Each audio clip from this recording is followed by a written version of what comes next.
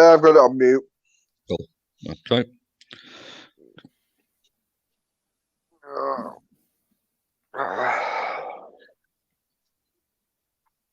Hello, welcome to Real United Talk on transfer deadline day. Very exciting deadline day to many people, according to Twitter, because not only is Cavani the topic of conversation across social media, but also Alex Telles has officially signed. I've not seen any confirmation at all about Cavani completing his medical yet, but he is due to be completed. Joined tonight by Dia. How you doing, mate? You all right? Hello, mate. Hello, mate. I'm all right. Yeah. Very good. Looking well. Yeah. Diedrich, you're looking tired. Yeah, busy day. You have been busy, mate. You need to be paid overtime. Right, get straight down to it.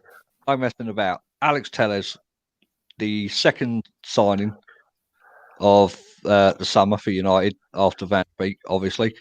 27 years old, 15.3 million, I think it is, rising to 18.6 in add-ons. I've seen a couple of clips, a couple of trailers of him, what they've shown on Sky Sports. You're a big fan, Diedrich?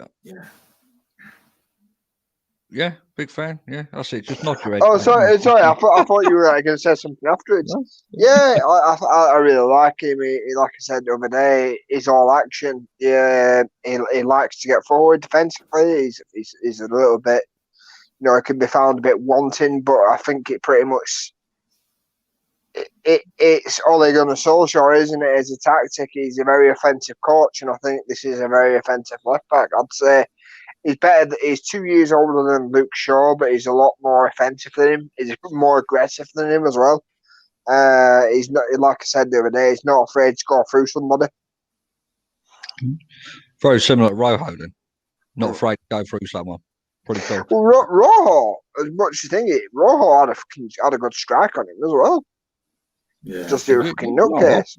I did see him take a couple of set pieces as well, in his time. Yeah. Not too bad. Dia, Alex Telles, what do you think? I think this is the only signing which quite boosts us up because he's a proper left back, very aggressive, which Man United lack. And I see that he has some free kicks and also free kick, and he's very good at calling some set piece. And I see the aggressivity in him, and already I saw a bit how he interviewed, like he said, like they were telling him about Robertson and said he got used to hear about this name, but he knew he's going to overlap. This attitude, he's about to overlap Robertson and whatever Cheney from Arsenal as well. So I think he's a proper left back, which we have got, which now maybe I don't know what's going to happen now with Luke Shaw if you're going to put him as a left centre back now. I like the guy. Yeah, we'll talk about that because there was a couple of people last night talking about switching to the 5-3-2 or the 3-5-2, whichever way you want to look at it. Yeah. Right. The breaking news at the minute is that this Traore lad from Atalanta has officially signed then, and he will be joining Manchester United in January. Future is now. Yeah, exactly. And me and Dia were saying just before we went live, mate, we need it. We need the here and now. Not. But really. I think he would have been. I think he would be here now if not for his work permit. Yeah, work permit. Yeah. But a big reputation, this lad, 18 years old. Yeah, they are comparing him with Messi as well. And we saw him in certain video. Yeah, I saw certain video, certain comment. The guy is good. Yeah. Yeah, Diedrich. Traore, then the young lad. Do you know anything? Have you seen him? I haven't seen him, and if anybody does say has said they've seen him, they'd be lying because I know that he's played 30 minutes of senior football. So unless you're fucking Atalanta fucking season ticket holder and you watch the youth team, you won't really have seen much about him. Okay, fair enough. Hi, Chris, you all right, mate? VIP Mark says attitude of a warrior. I think that's you here. And Chris says, hi folks. Right, on to the next one then. Cavani, 33 years old, 2-year deal. He'll be there till he's 35. I don't mind. I've got to say, I know people are up in arms about it on Twitter, and Diedrich, I know you're not a lover of it. But I think what he brings to the table, I know he's not played a lot of football in the last few months, being released from PSG and stuff like that, scoring something like 2 goals in 7 appearances, something ridiculous. I'm not against it, but I'm not exactly for it either, because I think this goes completely against the vision that Solskjaer set himself. The project about the youth coming through and stuff like that. And he'll probably argue the fact that Mason has come through, but I think they still need this front three of ours. They still need that experienced striker. Cavani got experience, no doubt about it. Champions League experience. He is a goal scorer, mate. If you look at the record, the stats say that. The stats back it up. But I think they should have been going for someone in the age bracket of, say, between 25 and 28. Yeah. Dia, what do you think? Cavani?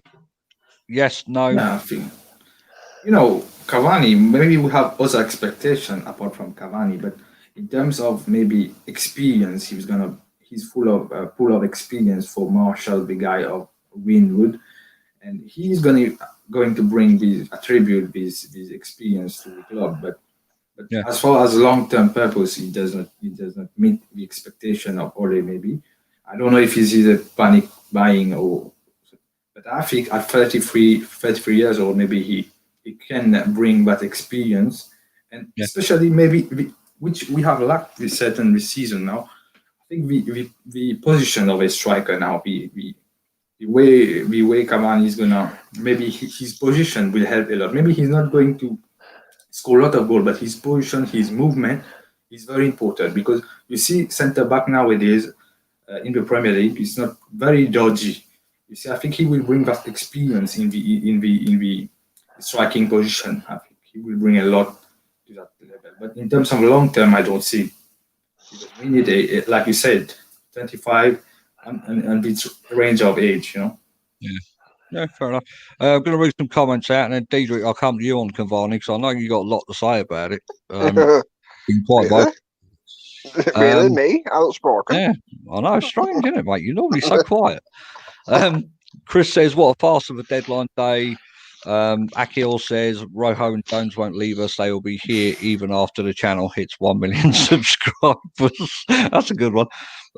Chris says he's been better. Mark Batkin says there's rumours Cavani is going to get a number 7 shirt. If that ain't the kick in the balls to us fans, I don't know what is. Mark wants a Real United Talk shirt with attitude of a warrior on it. Oh, sorry. What's the matter? Oh, my internet. Playing up. Martin says, "Dear, get your hands off my man." Akil says Cavani will start the next game as Martial can't play off that red card. Yep, I wanted to bring that up as well. Chris says we won't let Deadwood leave, but happy to keep paying them millions every year in salary. Where does this make financial sense? Jared says Cavani will be one of the worst signings the club has ever made. He'll play for a week, that our fans will babble on Twitter, and then he'll pull his hamstring and be useless for the rest of the year. Dia says like, share and subscribe. Cheers, Dia. And Chris says Cavani better be running for Golden Boot with the pay he'll get. If he doesn't, he is another waste of a signing. Right, Diedrich, I know you want to vent. I know you're frustrated. All right, I can see it in your face, mate, and I've heard it in your voice today. So come on, get it out. Now's the time. What are we in about Cavani? Cavani, yeah. I just think fucking fair enough. It is an upgrade on a goal line, which I've said multiple times. He does, it upgrades the strength that we've got in depth. But we should, like you said, we should be going for. You're not telling me there's not a better option out there. You're not telling me he was a plan. The guy's he got released from PSG. Yeah. As we went into lockdown, so he didn't even play after Project Restart. The guy's been fucking flying around for the last 7 months, and nobody's even been prepared to take a punt on him. And then we've done it on deadline day. You're not telling me that doesn't smack of desperation. You're not telling me there's not a fucking between. Like even Luka Jovic, yeah, he might be a bit unproven, but he's somebody that did well at Frankfurt, and obviously it hasn't worked out for him at Real Madrid, but he's a younger player, and you got a bit of longevity with that. If he does hit it off, that's a no risk signing for me, and it was a loan. This to me, it just. I don't know. Everyone will compare him to Zlatan, and everyone will compare him to Henrik Larsson. Henrik Larsson played in, really good teams and stuff like that, just like Cavani did. But he only became here alone for a month or two, just to obviously bolster the squad during a difficult period, the January period, the winter period. Yeah. Zlatan came into Man United off a 38 goal scoring, off a 38 goal scoring season. Cavani's coming to us at 5 goals, and it's not like the last 2 seasons he's been particularly fit either. He's been injured quite a lot of the last 2 seasons. So I just think we should have gone better elsewhere. You're not telling me this is Ole Gunnar Solskjaer's fucking project. It isn't. This is Woodward. This is Woodward going, I'll get you a striker from somewhere. And literally just fucking gone, Cavani, yeah, get him. Well, I can understand people trying to make positives out of it, saying it'll be good for the younger players, an experienced head and all that. Yeah, it will be, but I just can't get over how shit this window's been. It's been absolutely fucking dog shit. I don't want to come here and just gawking off my head, but it has. It's been a fucking joke. The fact that it's just getting me mad the more I think about it. The fact that fucking Cavani is our fucking signing on deadline day is an absolute travesty. Fair enough, Alex Tellers, I can give you that one. But even Tellers should have been done 2 weeks ago. Exactly. We should all be sat here now buzzing that our business was done weeks ago. We should be sat here now with Sancho. We haven't even got a right winger. Even Dumbella didn't even fucking pan out. The person that we didn't even want doesn't even want to come. It's just fucking farcical. And nothing's ever going to change. Even if Ollie gets sacked next month or whenever, because it's inevitable, Ollie will get sacked now. We are fucking on. This is the beginning of the end, and I hope I'm wrong on that one. I'm more or less. I'd put money on it, and I don't want it to be. But the thing is, and it's going to be the exact same thing. We're going to give it to another manager, and then Woodward and Cole back him, and then the season after, if he does well. He'll go, can I be back again? And they'll go, oh, no. It's just going to be an endless fucking circle, and we're never going to get rid of the Glazers. So it's just, you might as well face it. Our club is fucked. Martin says you leave Tellers out of this, Big D. Chris says, I totally understand the frustration, but they will try bin this as a master signing and give him the number 7. Oh, please, they can fuck off. Yeah, giving him exactly. I hope to God that they fucking hell. If they give him number 7, they won't fucking sack him. Right. Let's try and keep a positive spin on it. I know it's going to be difficult, but technically there is still an hour and 13 minutes. Well, left. I mean, Sancho is in England. Let's not forget, because obviously he's not playing for England now, is he? Because he's been dropped. Where's the fucking outcry for him? And Abraham and Chilwell, Greenwood. I mean, Bridge for Corinne. Yeah, we went for partying. Yeah, this is it. If it's not a Man United player, it doesn't matter. Yeah, it gets swept under the rug. If you're not playing for United, it all gets swept under the rug. Even Foden, the one with a bird, he's got a girlfriend and a kid. He was the one doing the shagging, as far as. Chris says Ollie didn't get any of the number 1 signings. Ollie hung out to dry like our last managers. Mark Batkin says, agree with Diedrich. We're fucked unless someone buys the club. Mark says, new tea lady has just been signed. Well, at least that's a positive. I'm having a cup of tea cup up there. Mum's got that cup up there, I think. If you see the situation. It says what? It says Daddy. Yeah, I thought it was a Marvel one, mate. No, I thought it was a Marvel one. It's the same sort of colour. If you see the situation, Marcus, with Romero, we are not allowed. Yes. His wife's kicking off now. Fucking hell, we can't even keep shit even done in a good way. We've got people's wives kicking off on Instagram now. Like De Gea at the time as well, De Gea. Yeah, so I've seen the tweet it's put out on Twitter, and I've got to say she's got a point. She has got a point. He's played well for the club. Whenever he's been called upon, I think he's done well. Yeah. And the way they're treating him is absolute shit. But should we expect any less after the Van Persie fiasco? Well, I'm sure she's absolutely gutted when he's getting his $100,000 a week for doing fuck all for fucking 9/10 of the season.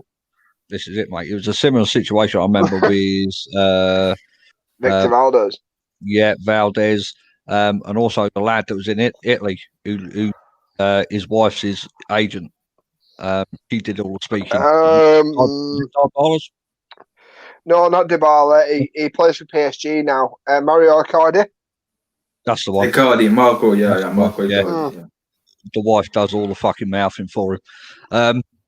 So let's get in, Mark. Yeah, Icardi. Fuck. Right. Hour and 10 minutes left. That went down wrong goal. Sorry. I know everyone is probably, still hanging and hoping and praying about Sancho coming. Dia, have you given up on it? Is it? I have given up. Is the Sancho deal finally over? Because I just want to throw this in, right? Unless United, with this current squad, right, are in that Champions League next season, he ain't coming next season either, right? I think it's too big of a signing to go for in January as well. So I think a lot of this is very much against Sancho coming to Manchester United now or in the near future, because that squad there at this minute ain't even good enough. I don't think it's good enough to get the top four. I think it'll be lucky to get the top six at that rate. I don't think they're going to make it out the group stage of the Champions League. And I think they'll be back in the Europa League. And I can't, again, looking further ahead, I can't see that team winning the Europa League. Yeah. I just don't. I don't see it. So, do you think now the Sancho thing is done and dusted? Realistically, yes, I think it is, and because we don't have time to do this, and especially about the Dortmund situation, I think Dortmund is a genuine club, like I was telling Derek before. I think you set a deadline, and we didn't expect it. So, what's next for? So, I don't think we'll be able to seal that deal. And especially Dortmund as a genuine club, we have tried to bully them. Like there was a club like Porto, like Sporting Lisbon. But I think with the Sancho situation, I think the guy wants to come to Man United. I think he shows certain glimpse that he wants to come to United. But we have been pissing them off. With Ed Woodward, the way like you said, I don't think we are gonna get in the top four for the Champions League spot now. Maybe we might. I don't know. I cross finger that we'll be lucky to get Europa League at this fucking. And we won't be even winning it. I don't think so. We won't be winning because of the quality. And I don't think. And next season, and they are saying that Sancho may come in this summer. Like we are trying to emulate the Bruno Fernandes situation. I don't think this will happen. To be honest, this is the thing. I'm glad you said that, because for me, if he has a good season, his price only goes up. In my eyes, right? So next summer, there's going to be, you can guarantee, chuck on another third of that price on there. Exactly. And I reckon it goes up to 140, 150 million, right? And I wouldn't be surprised. Actually, yeah, go on. I'm going to say, I don't agree with you fully on that one, because I think up until this point, he's got 2 years left of his contract. I think next year, he'll only have 1 year left. James Cooper said he's got 3 years. He's got 3 years. He's got 3 years, yeah. 2020. Yeah. The guy that was hanging around, he's got the beard like you, mate. He's outside. He was in Old Trafford today doing the. Yeah. Stars. Yeah, sure. I think his name is James Cooper. And he says he's got 3 years left. If he has a good season this season, right, and he's still playing for England, I think his price goes up by another third. I think another 140, 150 million. And if he has an outstanding season, I wouldn't be surprised to see him eventually beat the price of Neymar. That's what I think. Nah. Not in that league. Not in the German league. No? You don't think so? That's in the No? Germany. Do you think I his price think- goes up, though? I think his price might slightly go up, but I can't see it even if he has it. Unless he produces his top goal scorer from that wing and he literally rips that league apart. Nah, I don't see it. I think maybe this might be. It's hard. I'm trying to think positively, and I'm trying to look into the future. Maybe okay, this is gonna feel even horrible for even me to say it, but maybe this teaches fucking Man United a lesson. Don't fucking try and bully big clubs, because the little clubs might let you get away with it. The big clubs will just go, right, well, fuck off. Martin has just said Cavani 7 confirmed. Fuck off, no. And Chris Sancho's has not just said it coming. as well. Chris has said it as well. Cavani confirmed Oh number 7. no, and Martin said it as shit. Chris says the only way we get Sancho is if we have new negotiators. How the fuck can you give Cavani the number 7? Oh, let's talk about this then, since it's confirmed by them too. So number 7 shirt, it's been redundant for a couple of seasons. It's been treated like shit in my eyes by certain players. It's not been fully respected, and now you're going to give it to a fucking mercenary. Well, mate, not just that, but I think in the eyes of Woodward and the Glazers, mate, the name Cavani just says marquee signing for me. In terms of what they think is a marquee signing. So Chris says Cavani number 7 means our standards are so low now. Do you know what? I think it's time that people realise and stop hanging on the name Manchester United as though it's something phenomenal in world We're football. not a big club anymore. We're a big business. No way. Yeah, exactly, mate. Took the words right out of my mouth. It's business first, football second. Ever since they've come in, it's been slowly doing that, and I think the longer they fuck about in these transfer windows and make us look stupid, or make the club look stupid, and make the image and the history meaningless, they're not worth nothing. They're not worth nothing at all, Manchester United. In terms of money, all they want is just the money to come out. I mean, you said it yourself the other day, mate. They took $1 billion out. City put $1 billion in. You know, as long as the fucking factory keeps rolling out the £20 notes, mate, that's all they're right about. Like I said, I think Man United, I could have sworn, when this Thomas Partey deal goes through, which it fucking will, which is, like I said in the show I did earlier on, this is a deal we should have been all over. There's no fucking way that we should not have been all over that deal for 50 million. But when that goes through, that even this is even more embarrassing. That would have meant that even Arsenal would have outspent us. I'm sure that we are the joint lowest spending team in the Premier League. Just think about that for a minute. Manchester United are the joint lowest spending team in the Premier League. Leeds have outspent us, for fuck's sake, and they've only been here for 2 minutes. Yeah. It's an absolute travesty, and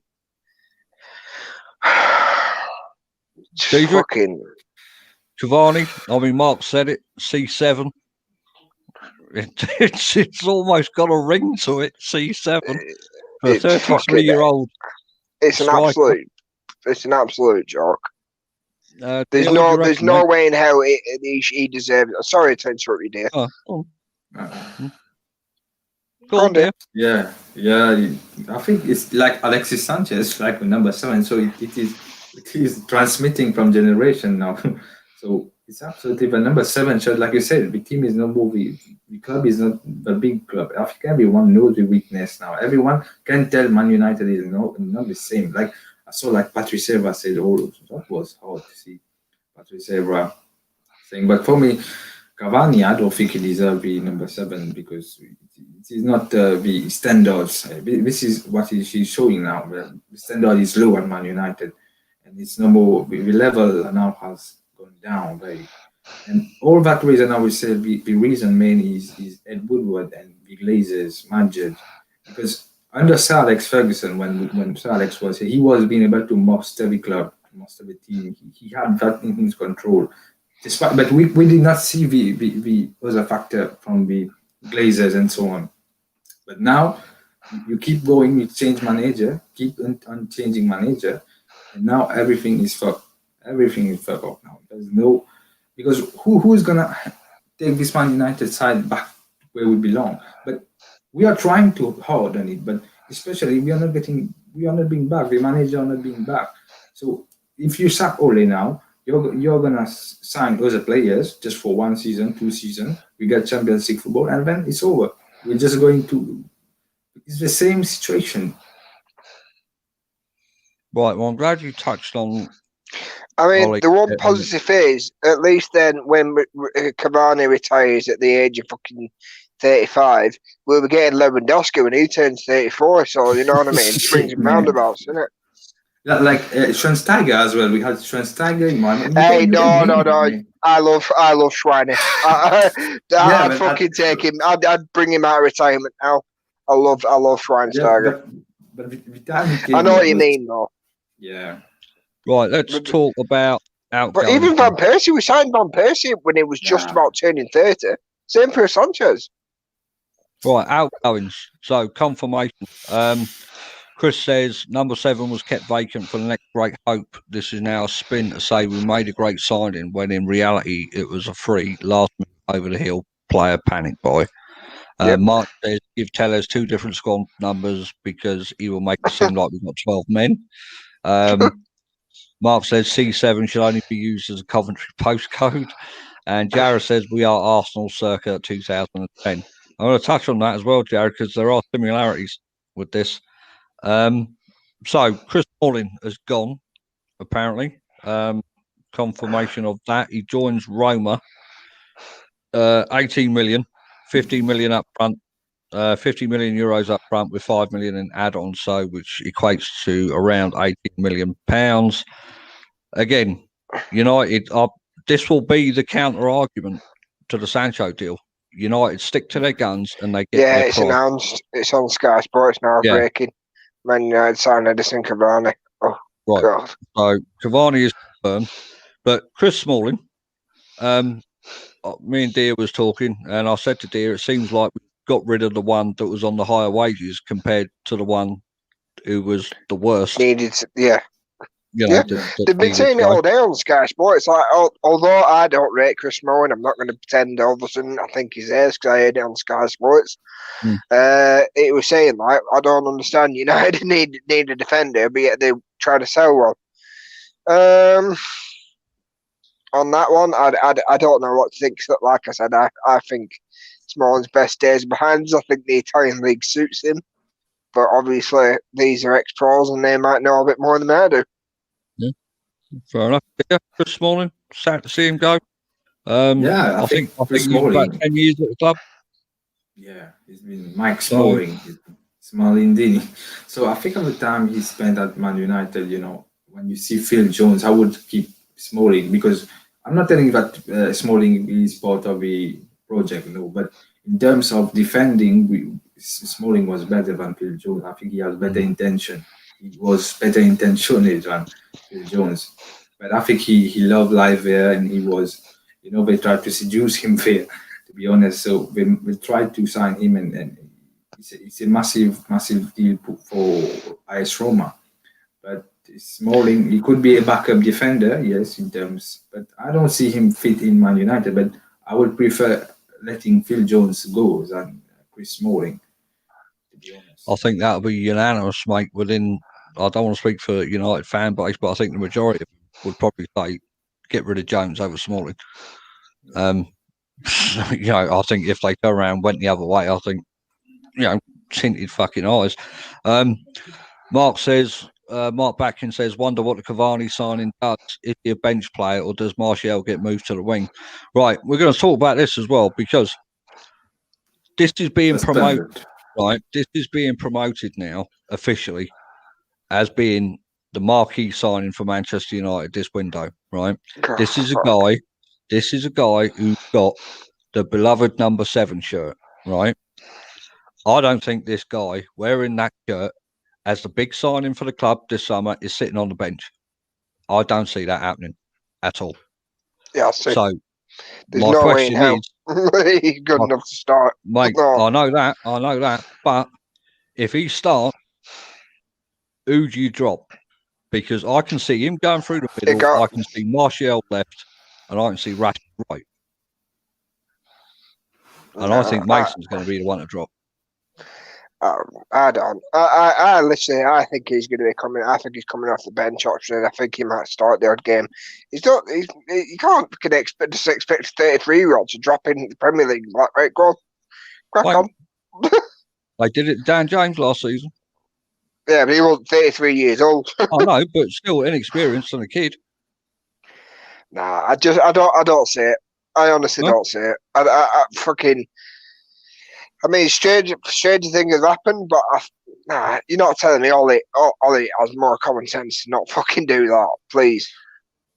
Mate, I firmly believe, and I've believed for a few years, I don't think whichever manager is in charge, right, controls that first team. I really don't. I think you look at the managers that have come and gone. Van Gaal didn't get his way. Mourinho get his way. Ollie, they're hanging him out to dry. They're hanging him out to dry.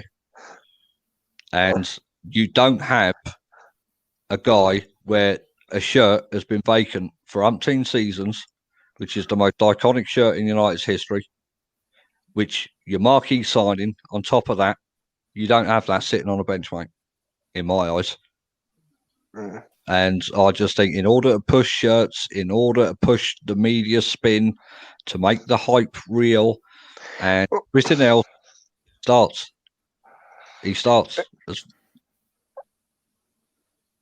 You don't agree, Diedrich, do you?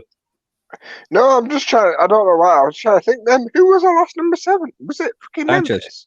Sanchez. Shit, yeah, fucking hell. Oh, I forgot about him. Mate, they need to get that number 7 shirt back in the fold. It came from Michael Owen, Valencia. Yeah, just think of that. Since fucking Ronaldo wore it, the fucking disrespect that shirt has had has been unreal.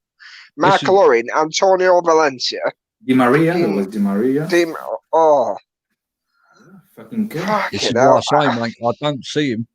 You know, we fans might not like it. Retire it. I'd rather retire it. Nobody ever wears it again. It's just getting dragged through the fucking mud. Dear, what do you think? Yeah, Marcus, this is a very good point which you have addressed. I think we have situation with Champions League football. I think I don't know if he's gonna from Champions League football. If he will. Here. Look who's here. Look who's in the studio. Was it Pankaj? It's your mate. Yeah. There he is. Right, hang on, Pankaj, fucking Pankaj, tell him. Hang on, Pankaj. Dear's talking here a minute. Hang on a second. Go on, Dear. Carry on. Yeah, Marcus. I think with the Champions League, I think you might see Cavani because of his profile of play. But in the Premier League, I don't think he will. Every game, he won't be starting every game. I think with his age, I think Martial, especially maybe yes, you say Greenwood might be dropped. But for me, the number 7 shirt, I think it's only a fantasy. Like he won't be get respected like daily. Like weekly, week in, week out, he will be starting. I don't think so. This situation, it's only an eyes wash, just to about like you said, the merchandise, heavy stuff. That's all. That's to create the sensation, the hype. This is the way. But I don't think he will get to start every game, like shifting Martial because we sold Lukaku. And we never back him. We never signed someone to like a profile striker to replace him. Yeah. We need someone like Donald Trump to make Man United great again. Like I see this as this is I see this as a Zlatan situation all over again, but there's a bit more pressure added to it because of the shirt number. And I think they're going to push this. I really do. I think they're going to push it. They're going to put a media spin on it. They're going to put positivity on it. They're going to make everyone try and forget about Sancho and what a shit window it's been and everything else. And the way to do that, you stick your marquee signing, number 7 shirt, and you play him. And you make people fall in love and buy the shirt again, mate. I don't know where Diedrich's going. Pankaj, mate, how are you this morning in India? I'm good, man. I'm good. You good? Well, you don't sound too happy. Yeah. Huh? Oh, I Depressed, do. I like the mean, rest of us, yeah? no, I mean it's been good. I mean, positive. Like we signed two young wingers, and people are still moaning about not getting Sancho and bringing this negativity, which I don't like. I mean, Yeah, Sancho, go on. you never know. It's a risk. It's always a risk with Sancho at 120 million, bringing him to England, and then him performing all those media onto him. It's always the risk because he's a player who has been performing in Dortmund, but you don't know how he perform in England. As you said, Marcus, you don't know.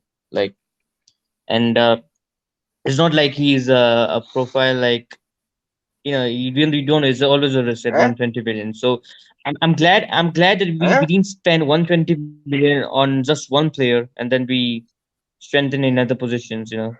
So like Cavani, Tadic, Right, well, come on and then. Right, let's get your yeah, spin on this, right? Let's get your mm, feelings here, right?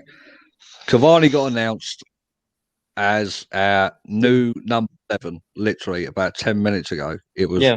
confirmation.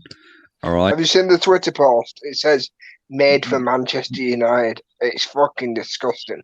Right, hang on, Deidre. We'll get to that, Nick. I want you to check social media. Check the social medias, right? While we're here, and That's see what I was what. just doing. That's why I had to log out because I'm obviously logged Okay, in through Twitter. right, okay. I don't know where he's gone again. Right, let's get him back in. Right. You must not like Wait a this, sir. second, yeah. I know. Right, Pankard, Cavani, number 7. What do you think? Do you agree with it? Do you not? How do you see this going?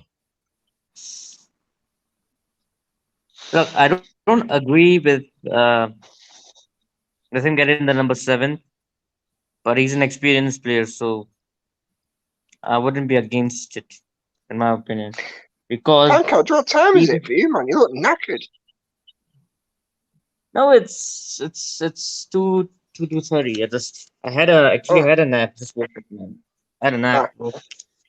That's right. So there was I was saying that the Cavani one. I can't complain because he's a player which you need a mentality of winner in the squad to come in and perform. He's an experienced striker. Him getting a number 7, I'm not surprised he got it because he's an experienced personnel in that squad, and he will come and he'll do his job. And at the end of the day, people can complain about it, moan about it, that he's an old striker, he's that Ibrahimovic did it, So all those people out there, even in the chat, who's want to say that Cavani is finished, he's there, he's that. I'm telling you, he's gonna compete with Martial, man. Like people wanna really don't You want you competition for Anthony Martial, and people don't think you what believe in this people deal, don't do you? think. Yeah, I believe because it's competition for Martial, it's competition for places. Like the same for Telles, competition for Shaw, the same for um uh, Bruno On and the big. Pogba. Like Van de Beek, yeah. So competition for places are there. Like, and then if you get a center back in January, or you know The center back we need. competition for Yeah. places, so look good. It's not that bad as people make it out to be. Yeah, I know we missed out on Sancho, but we have missed out on number one targets before. Can't really do much about it. And we have missed out on players on before, but still, it's about building. And we signed two young wingers as well. People don't look at that positive thing, and they cry and moan about not getting Sancho, like as if Sancho is the thing that is going to really improve our squad. I think by only signing Sancho is going to improve our squad. Spending 120 million on just one player. And DJ also mentioned it before that I would rather spend on other areas than just spending 120 million on Sancho. If it's like if you can't get Sancho, so I don't know what's the problem then. And then if you're just spending one player, can one player really improve that much? I don't know. Like the sign in Sancho, would you just be happy when they begin Sancho? I wouldn't. I wouldn't. Maybe you would. Maybe Diedrich, you you would. all right? I'd still want Sancho because obviously he's generational talent. He's highly regarded in and around Manchester as well. Obviously even people at youth level, even United fans, arguably United tried grabbing him from City a few times, even at youth level. I just think it's just going to be another one of those things. It's either going to be the one that got away or the one that comes back to bite us on the arse because Sancho will return to the Premier League at one stage or another. You don't get many English players who fucking never play in the Premier League. I just think it's hard to find a positive at this moment in time. It generally really is. I suppose the positive is it's nearly Christmas, and Die Hard is a Christmas film. No, it's not. Don't even start that. All right. As soon as you mentioned Christmas there, I thought, hang on. Chris says, Pancage, I have a question. Do you believe a manager should be backed? Yeah, a manager should be backed, and I don't think so. He isn't backed because if he wasn't, we wouldn't have done anything this window. Because I saw Jose's second season, right, when we lost against Chelsea. He played Phil Jones in that game, and we lost. In the summer, we didn't do anything. I think the last day was we were linked to Gordon, and then we didn't sign anyone in that window. He It was wasn't back. Gordon and Boateng, weren't it? Yeah. He wasn't back. Gareth, It is, yeah. Go on. Man, Gareth says, what in the hell is there not to be moaning about? We signed children not ready for the Premier League. This fucking club is so fucked. Marcus, I DM'd you a very, very interesting stat. Fuck the Glazers. I did see that stat. Is this the same Jared that used to be on TUS? My mate Jared, yeah. Yeah. Get him on here. I just said to him, did he want to come on? Bring him. You don't need a laptop or anything. Just use your phone. That's what I just said to turn him. your camera off. Yeah, you have to allow the thing to access the mic and camera, don't you? So that's it. Right, so Manchester, you sent me a picture, right? It's a screenshot. Manchester United's net spend since 2013-14 season, right? So 13-14 season, 67.8 million, right? 14-15 season, 131.5 million, which was Van Gaal's first season, right? 15-16, 48.5 million. 16-17, 124 million, which was Mourinho's first season. 17-18, 97.6 million. 18-19, 80 million of that with Lukaku. Yeah. 46.9 million. 19-20, 120.2 million, which is Solskjaer's first season. And now, at this moment in time, before the window shuts, 35.0 million. Yeah. Every time, right? And it's probably lower than that because that's probably not. You're not because what was it? 45 for Van der Beek, 15 for let's call it 60, but then take away the 15 for fucking Smalling. 18 million for Smalling, apparently. 80 million for Smalling, 30 million for Pereira if that does go through as a because they have got the option to buy. So yeah. I'm classing that as a thingy. So take off the 30 million. It's probably more like around about 20 million. Yeah. So if Rojo goes, it'll go. If Rojo and Romero go, it'll be even less.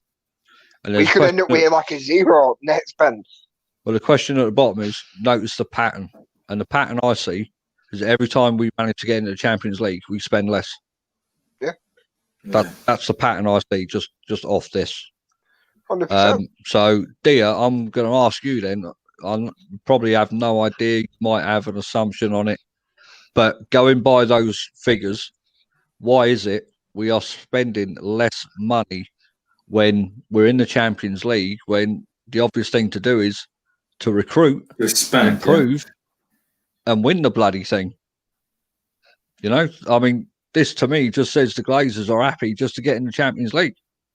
You know, in terms of that is their main goal. I think this is their main goal. They don't have any vision. They don't have any passion to go in the final, to go in.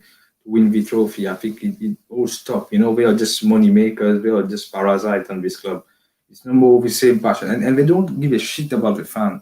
They don't give anything about the fan, and it's no more. You said Man United is about the youth players. It's all about the youth players, about putting the youth back into the first team to play. But it's no more the situation. And yes, we have a new manager coming. You back him the first season, you sign players, and then when we try to get in the Champions League, we don't have any backup. There's nothing. And this is going to happen right now because when we are going to play against all this PSG, Leipzig, Istanbul. It's gonna be very hard for us, very tough. And Yeah.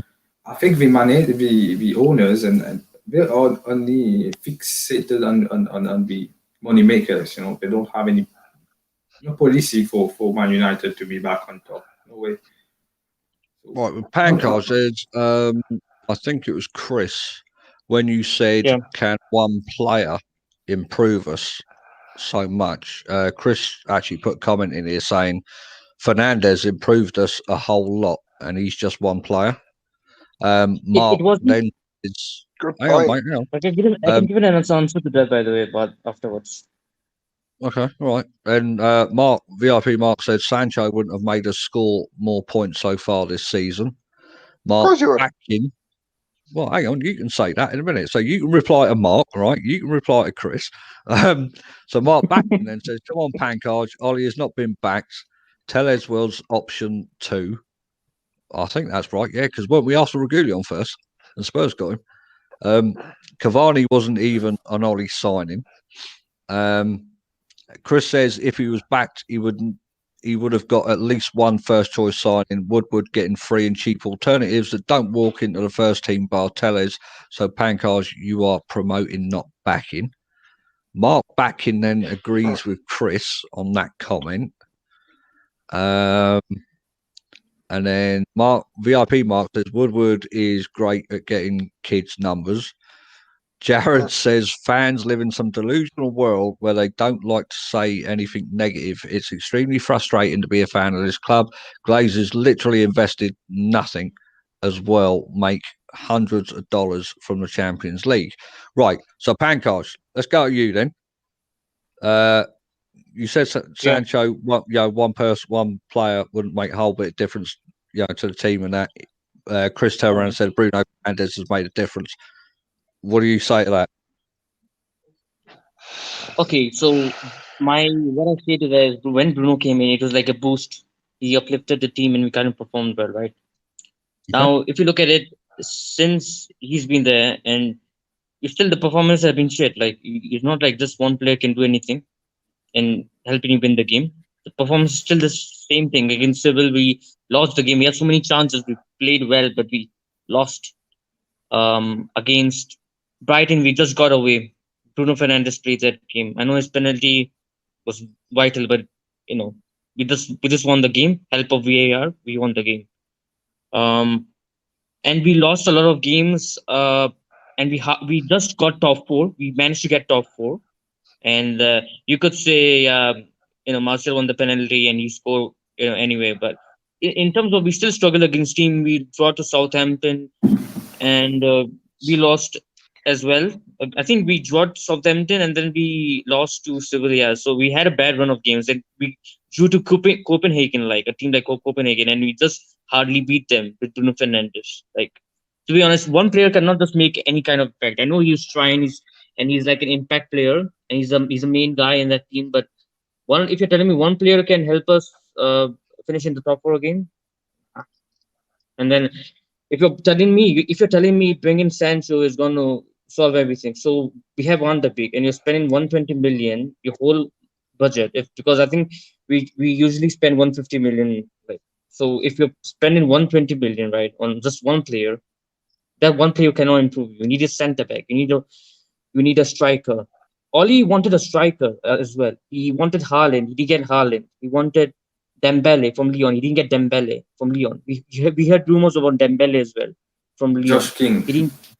He went for Cavani. Yeah, he got Cavani. He wanted Josh King. So he got a striker. Maybe he didn't get his first, second choices.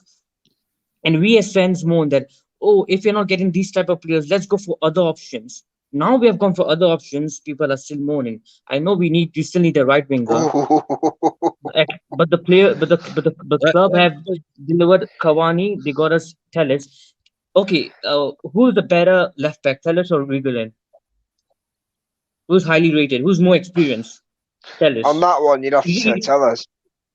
Tellez is a similar deal to Van de Beek. That he's a very good deal, for a bargain price.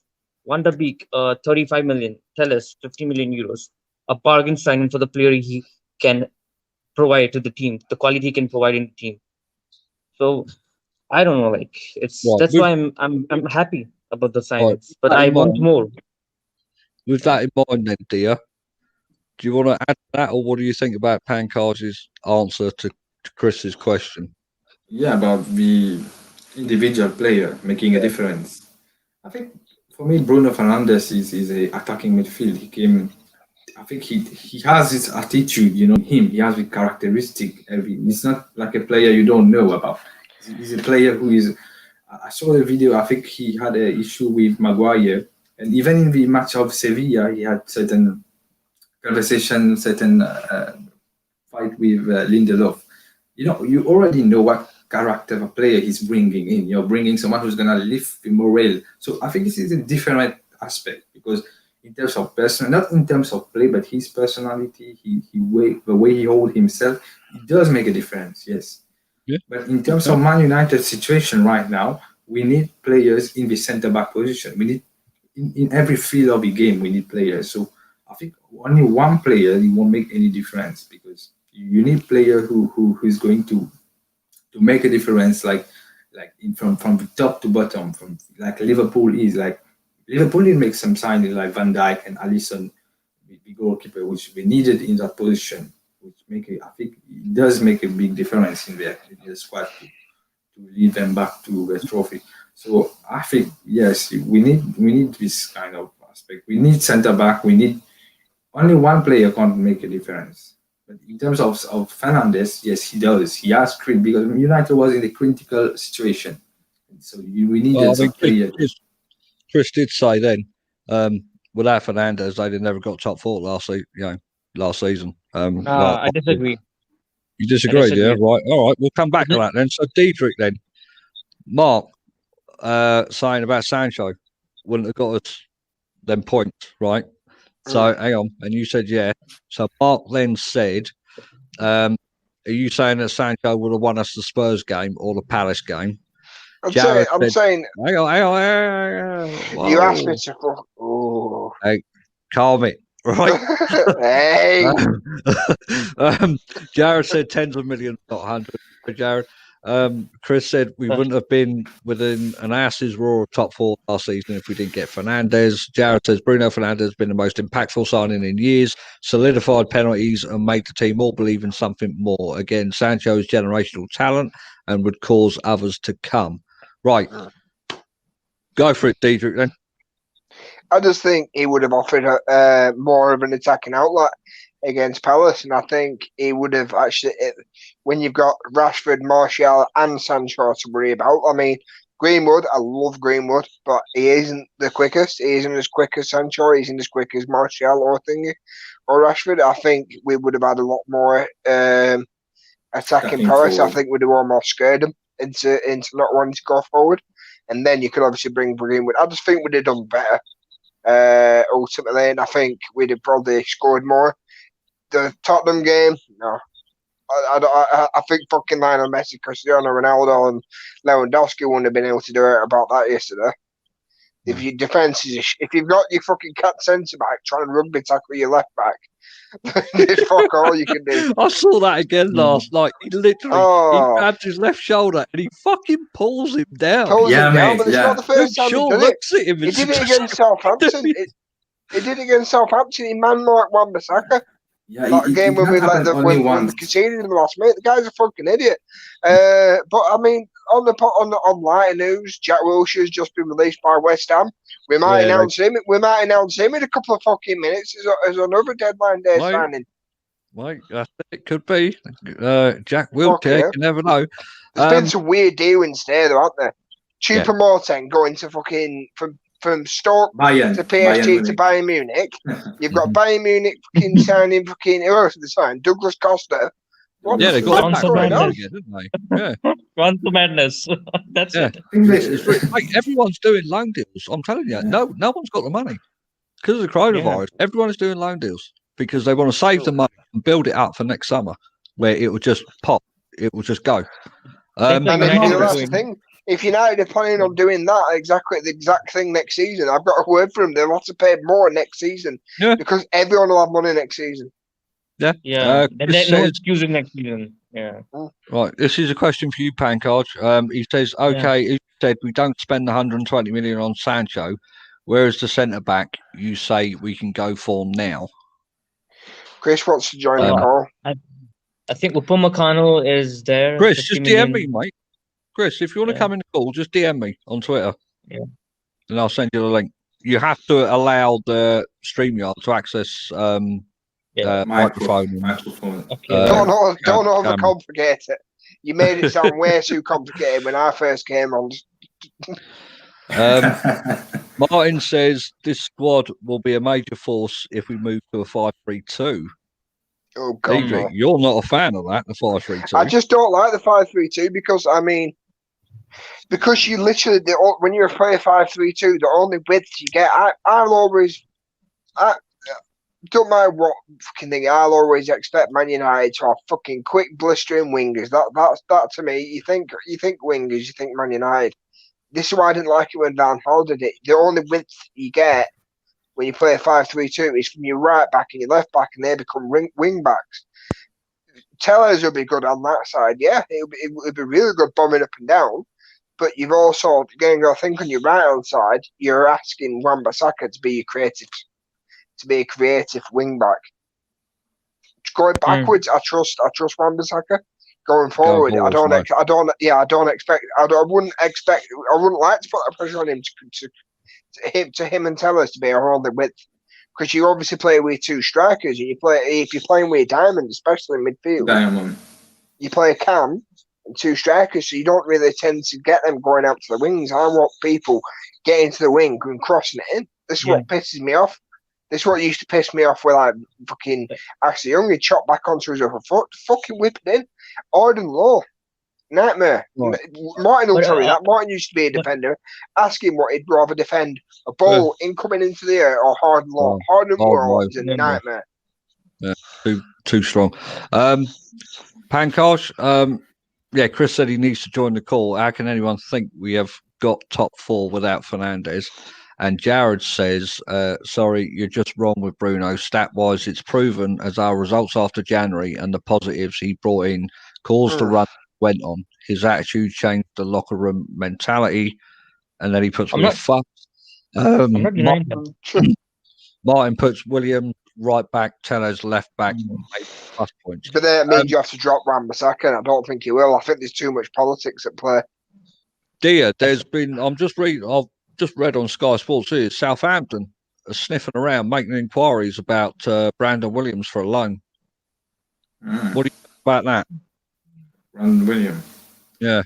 Southampton just re-signed Theo Walcott. I'd have took him at fucking right wing. I'd have took him rather than nobody. Yeah. Dear Brandon Williams. I think Brandon Williams is naturally he's a right back. Naturally, his position in terms of right back. If he was a left back now, I think because there was Shaw and Telles, I don't think he will get a chance. But in terms of right back, I think the guy is good. The guy, there's Bissaka, there's Mensah as well, Posu Mensah. Dalo is gone. And you got Ethan Laird. Ethan Laird, yeah. Yes, there's Ethan Laird as well. Ethan Laird, Tahith Mengi can probably play there as well. He's quick. Yeah. I think this is a tough decision because the way we have conducted Brandon Williams, I think he's played an enormous game for us now. But I would like to keep him to Man United. But I think. Right, you mentioned Walcott there, Diedrich. I want everyone's take on this. 25 million, Depay back. Pankaj? Would you have done that? No. Yes and no. Well, hang on. Go on, Pankaj. Yes and no. If he came, I wouldn't be if he came, I wouldn't be negative about it. So, no, but I wouldn't. Nah. No, I would back the signing, but nah. Like because he came before and he flopped, and coming again at a young age. I think but the age he came. Yeah, I wouldn't. No disrespect. He's a good player, but no. Mark says he meant rather than nothing. So, Diedrich then, Depay, 25 million. I take him as a striker. If we were using him as a striker this time round, then definitely. But as a right winger, no, he's not a right winger. He's a No. left winger. He's literally he just wants to do the exact same thing as what Martial and fucking Rafi want to do. Yeah. Cutting on his right foot and bang. Yeah. Okay, Dia. Yeah, I think for this is the desperation. I think you have taken for Cavani, he would have played with the role, the main role. But for the winger, I don't think he would have. But in terms of generation with Marshall, I think it clicks with them like this Sancho, like. But I don't think so because he don't suit the system now. But if in the desperation, if you tell me for Cavani, maybe I will opt. Martin says no way you take him. He doesn't want a rapper left winger. Mark Batkin says I would take Depay over Dembele. There's 3 deals for me. Seeing as transfer window has 26 minutes left. There's Still 3 time. deals. Yeah, I know there's still time, mate, but there's 3 major deals that have baffled me this summer, right, as cheap options. That Depay is one, right, with the first refusal, buyback clause, whatever United have got in it. For the life of me, I can't understand why United haven't done Thomas Partey for 45 million. Yeah. All they had to do is go to La Liga. There's the money. Done. Don't even need to negotiate with Atletico. There's the fucking money. That would have been simple. And seeing as they've gone for Cavani, I know it's a bit of a long shot and it's a stretch, but the Gareth Bale one, I don't understand why they didn't go for that either.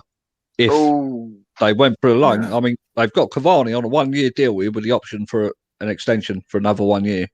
Those 3 transfers, no, it's 2 years, but he signed on a 1-year deal with the option for a one year extension. But yeah, Depay, 25 million, cheap, knows the league. All right, he might have come at the wrong time. I don't think he was given a fair crack under Van Gaal, even though he bought him. Thomas Partey, 45 million, no negotiating with Atletico, just between them and the player. That would have been done, simple, easy. And the Gareth Bale one, when you look at the options we've been linked with for right wing, Ismail Sarr, this kid who's joining in January, Dembele, and the Uruguayan kid. Bale. Yeah, but you chuck Gareth Bale into that as well. I mean, but this Uruguay kid, right? I hear that the Facandu Pelestri, right? I hear that he's gonna be integrated in the first team squad straight away. You think? So yeah, the rumors. I think rumors came out and well, that's what you told me when you rang me and woke me up, Marcus. Oh yes, it was Scott. Yeah, sorry, mate. Yeah. I thought it was on about the other lad that I said to you. Have a look about. Yeah, that's what he's in about. Pelestri. Oh, right. I thought he was on about Traore. Right, okay, I'm with you now. Sorry, confusing. Right, so the young lad then, the Uruguayan. I said to you on the phone, then, did I? What did you find out about him? I didn't manage to find out. I had to obviously fucking go live like an hour later for fucking the Tellers Day when they come on to do. Okay, all right. So you don't know nothing about him, though. I know something about him. Sorry, I got him back. You know, then got him. He's a right winger, but people say that he can develop into a central kind of player, like a David Silva kind of player in future. Like he's a type of like he always cuts in centrally, like from the right hand side, and he likes to play centrally a lot, like David Silva, like running into spaces, creating and assisting. So that's what I know, just a bit about him in that aspect. Otherwise, he plays in a league which is not really at that kind of level. That's all I have to say. But in terms of what his talent is, there is talent because people are talking about this guy. There is something like the City one, right? Who was his name? McNeil or someone? McNeil. Yeah. Charlie McNeil. Yeah. Johnny McNeil. He played. He played for Man United. Then we released him and he went to them. Now he's come back. Yeah. So he's also the talent they're talking about. So there must be something like and they're signing so many youngsters, right? I think there will be some youngsters which will make it. Like, I mean, so many youngsters, like seriously, and people were like crying, like, why don't we start kids? Why don't we see many youngsters coming in? And when We are bringing in youngsters. No one is interested in that. Everyone wants first team signings. Everyone wants Sancho. Everyone wants Upamecano. Everyone wants this that. They don't want to see youngsters as well. They don't want to. They want to ignore that. They don't like that. They don't like it. They don't feel the excitement about it. They don't feel it like it's an exciting thing. Like youngsters coming through. Mengi is there. You know, Twanzibi is there, Bay but is no one is there. excited. Bay is not a youngster though. But whatever. But yeah. Yeah, Jay I'm Hart's in seeing. the comments. Hart is in the comments. I ain't seen you for a while, Hart. I know you've been busy, mate. Addicted to your mobile game. How's your dog? Yeah, how's the dog, mate? Yeah. Harty says Woodward set Ollie up to fail because he wants Pochettino in. Chris says Ollie hasn't got one single player in this window that was first choice on his list. How is that acceptable? Hart says we released Gomez and Lo Chong out. Do you think our board wants the youngsters? And Chris says, I but don't we think are we bringing really youngsters released for all the Gomez. We time. just he wouldn't sign a contract extension, would he? Gomez. Well, let's move on to Fuck Ollie the here dwarf. because we've got just over 20 minutes left. I think let's talk about Ollie and is trying to speculate a bit on his future and see possibly what the future holds for him as Manchester United manager. Diedrich, after the window, I mean, I read you right. This is the window. This is what he's got. Two young lads, Cavani. Who else was it? Is it actually Tellez. official Palestra deal? Because I haven't heard anything of it on Sky. Unless it's one James of those that's Ducker, just kind of James gone Ducker, under the radar. James Ducker is credible, and he said it on Twitter that he will be integrated in the first team squad straight away. I'm saying though, He could have be we there. signed him there not though? Because I haven't. It's not. There's Oh, been no mention of it over here No, on signing our yeah, there is side. yeah. nothing. Unless I it's think he one had of a those that's just medical. kind of gone under the radar. He had his medical. I don't know. Maybe they'll announce it tomorrow. They said he announced it We on signed. Tuesday because We actually signed an academy player earlier on today as well, and that 16 years old. Yeah. really, I yeah. yeah. forgot his name. He's Oh, a well, centre back. He's a I centre reckon back. Yeah.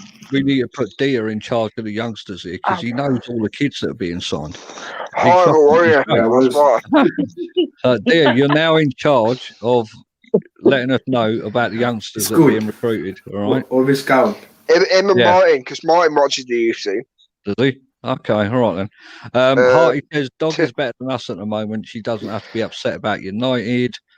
And Chris says most fans are happy about the youngsters coming through.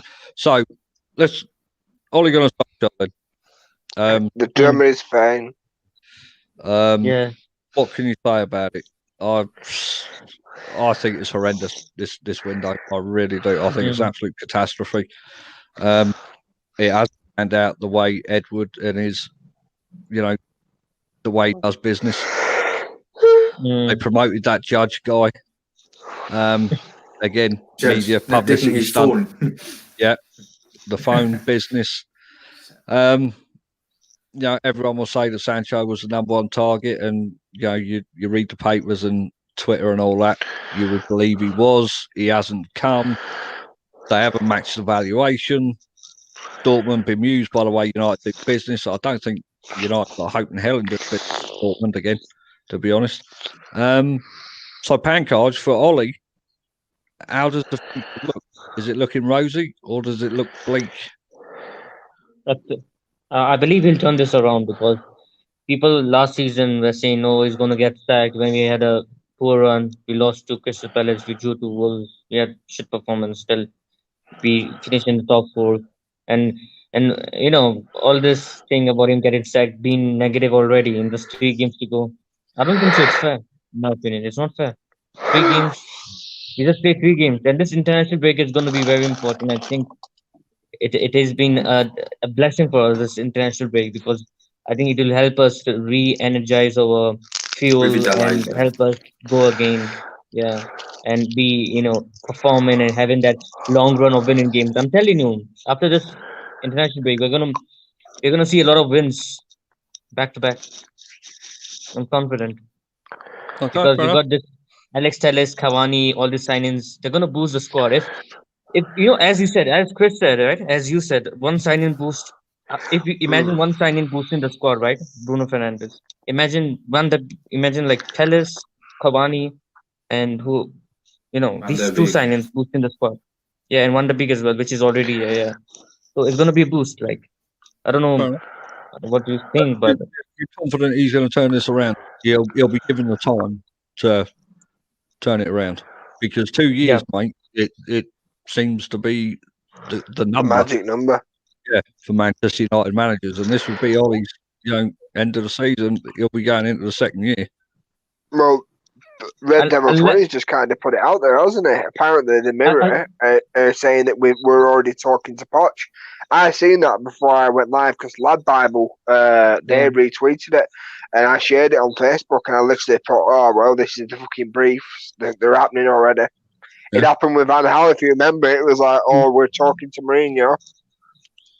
yeah. That's what I'm concerned about because if it does go bad, because I'm always a positive person, but if it does go bad, I will. I Oh, don't. I don't. I wouldn't blame. I Jay don't blame Hart says, Ollie. right, Jay Yeah, Hart go on. says you've been smoking again, so ban him from the stream. Right, and then You're Chris says, smoking the devil's lettuce pancakes. Yeah.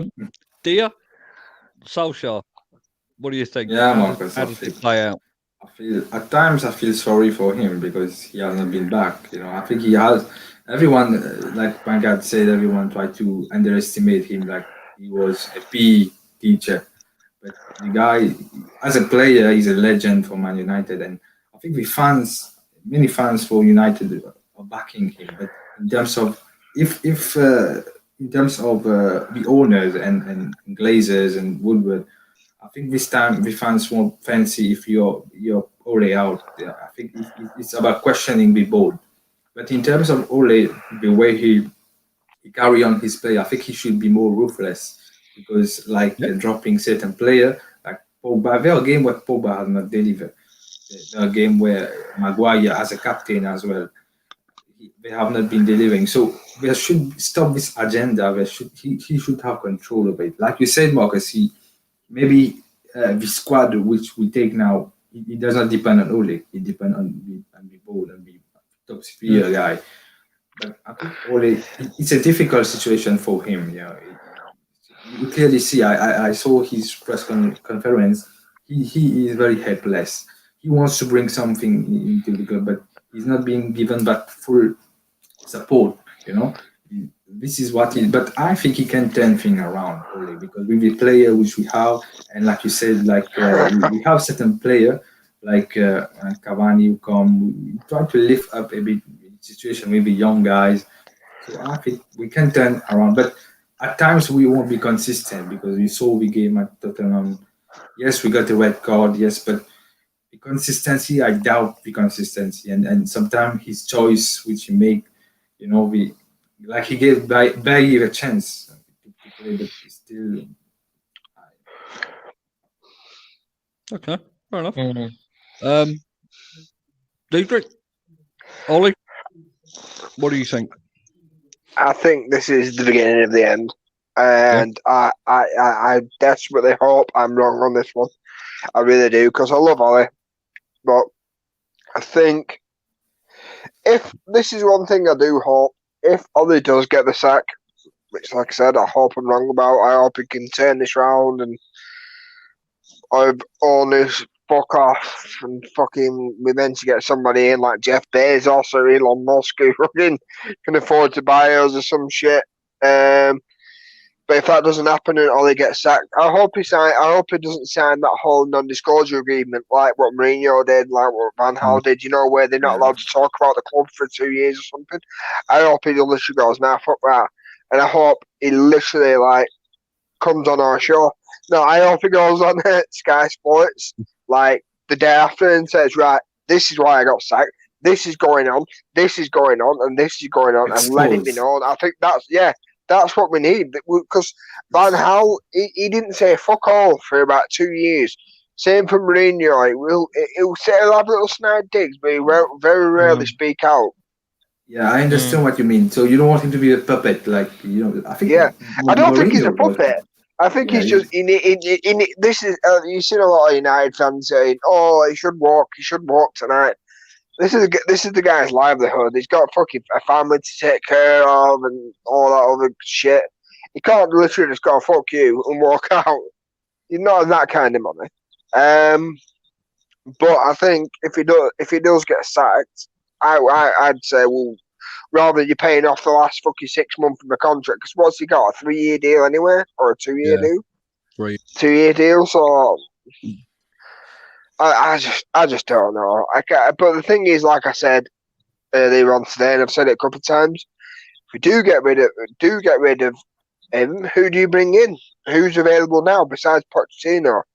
Because I mean, I hope Pochettino isn't what they're looking for, because Pochettino would be the exact same thing. Poch needs money. Poch will need backing. That's what happened at Tottenham. He didn't get the backing in his final season, and it would be the exact same fucking situation. Besides, probably Daniel Levy's probably a fairer owner, and Daniel Levy's a cunt. Yeah. So what I want to say about Pochettino is he worked with the players he had, and he was not really backed. So, if the thing is, if Oli gets back, and bring in Pochettino, right?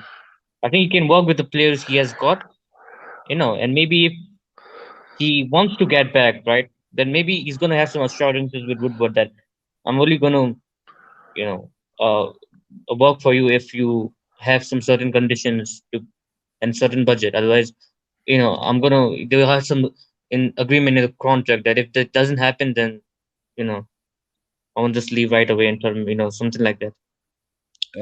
So Red Devil says he can't allow himself to be happy. I'm content with the signings, but we still neglected our main 2 weak areas again. Mark Batkin said Ollie's not been backed. He will be gone. He'll be gone at the end of the season if we miss out on top 4. Chris says, agree, Mark. Ollie's been hung out to dry. He'll be lucky he's still in a job at Xmas. Hart says, I would bet if we go 6 Prem games without winning, Ollie will be sacked. Red Devil says, could be gone by November with Chelsea and Arsenal at home coming up. Could lose both of them. It could, mate, yeah. Martin says, Ollie needs... Oh, hang on. There was a bigger comment there. Martin said, completely agree with getting all the board out. However, the squad we have is easily good enough to beat every side so far. If we had respectable CEO, I would be happy for Ollie to get a major bollocking. Ollie needs a major bollocking, but not from these clowns in charge. Chris says, would have for Ollie to turn tables and hang Woodward and Glazers out to dry. Jay Hart says, Sir Alex Ferguson should say something. He still has some presence in the back room. And Red Devil says, Poch is exactly the right manager to replace Ollie. Poch is a project man, but we need a director of football still. Otherwise, he will still fail to win the league. But there's no point. A director of football job at Manchester United isn't a director of football job. It's literally... It's just somebody to be like. It's just somebody to take the pressure off Woodward. He'd still be Woodward doing all the deals and all that. Like, it'd just be somebody to fucking. It'd just be a tile. That's all it'd be. You'd literally walk into an office. It'd be fucking just like a mattress, corner room, no desk, no TV, no nothing. Just like right, just fucking stay in here, sit you bastard, and that'd literally be the job. You wouldn't be involved in anything. And Pochettino, I don't want him because he don't like wingers. That's not Man United. Well, Jay Hart says Pochettino blew all the money they got from Bale on BTEC players and couldn't even win the Carabao Cup. And then Chris has said, "For Alex, was it not Villas-Boas that sold fucking Bale? I don't Pochettino know. didn't even come in till I don't think Pochettino was in charge." Chris said, Sir Alex Ferguson has serious health issues. He should stay well clear of this mess. Yeah, he should do, mate. To be honest, whenever there's trouble, right? I don't like the fact that whenever there's trouble or there's something, put it on, people say, Sir Alex. Sir Alex is mentioned somewhere, to come out of retirement, to sort us out, get it back. This is the thing. Sir Alex Ferguson has tried. He actually recommended somebody for director of football, and they didn't listen to him. Well, wait, Ed Woodward didn't listen to him. No. He brought in the manager. Apparently, there's been multiple scouts that have come out since left United. They've said, I tried telling Ed Woodward to sign this player, or I presented him with this player, like Alphonso Davies and stuff like that, and he didn't want to fucking know. Well, Hazard on that list as well. Pulisic as well, wasn't it? Mm. Yeah. Pulisic as well, yeah. 7 minutes left. Tell you what. Red Devil Need says to hurry up if we're going to get Sancho. Red Devil says that's one to not Poch. Red Devil says that was either Tim Sherwood or Vers Boas. So yeah, it won't. Mate, to be honest, I don't think I could have seen Poch getting rid of Bale. Actually, to be honest, don't seem. I think it was at Southampton when all that were going on. Well, so Red Devil says Bale left 2013. Poch didn't get Spurs job till 14-15 season. Okay, right. Right, so the fucker was still at Espanyol. 5 minutes left, mate. Boa 6 minutes 16. Joe Hart said Boas sold. But medical can be done. Poch got the money. I think Boas left 2013. Right. Anything coming up? Anything breaking news last minute? I'm expecting possibly Dembele, but that's about it. What, in 5 minutes? No. I'm expecting them to maybe get him. I think that's probably. No, Romano came out and said 2 hours ago, said deal off, 100% off.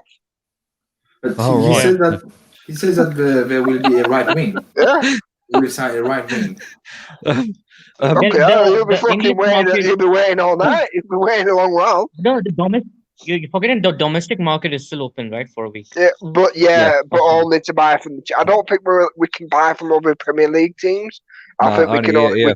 Yeah, weird that, isn't it? We've got an English window, but we can only buy from teams in the Championship. We can't buy from teams in the same league as us. Carly's just joined, but it's hard to hear the stream over the sound of the train coming towards me on the tracks. George, I'm with you on that one. There's not very often me and you agree with each other, but Jesus Christ. That's good. I want to put that one up, mate. That's funny shit. Red Devil says the kid from Uruguay will be the last signing. Martin says, ta-da, it's Sar. And Chris says, yeah, Dembele. Right, let's give... Mark Bacon's done a good comment. Who? Mark Backin. Let's have a look. There's a line in the film Snatch that fits so perfectly with Ed Woodward and the board when it comes to transfers. Never predict the predictability of stupidity. Snatch. I think I've seen that film, Snatch. Vintage, no, it's Snatch. It's Brad Pitt. Is the gypsy. The Irish gypsies. Yeah. Yeah, it's got Mike Reed and all that in it. Gangsters in London and the Jewelers. Yeah, I've seen that one. Filmed outside your house, man.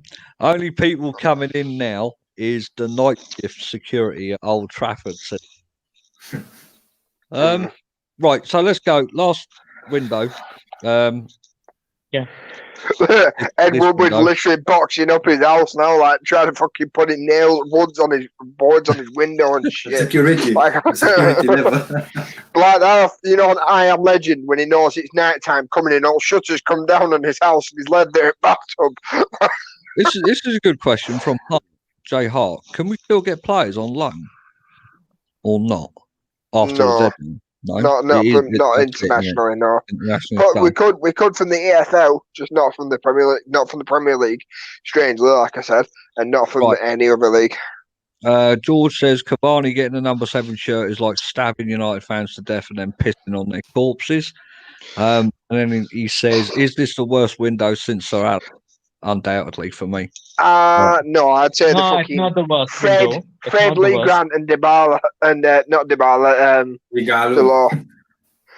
Yeah, Fred fucking thingy, and the season after coming second and expecting us to go on a title challenge, I'd say Fred, Lee Grant and fucking Delors was worse. Jay Hart just said here, hard to compete this window with the one where we bought Fellaini.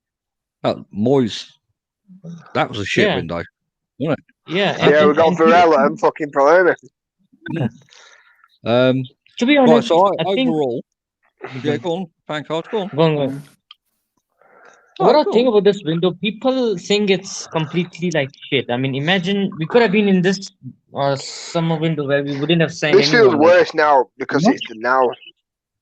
Yeah, but it could have been worse, even worse, not signing anyone, to be honest.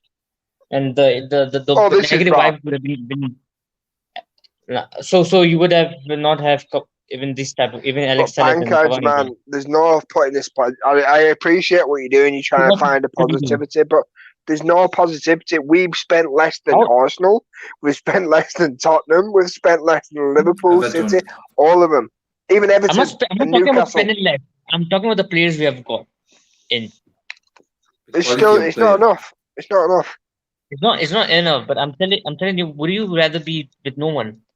Oh, we've got a minute left. Nearly, well, down to our last minute. And they better hurry up.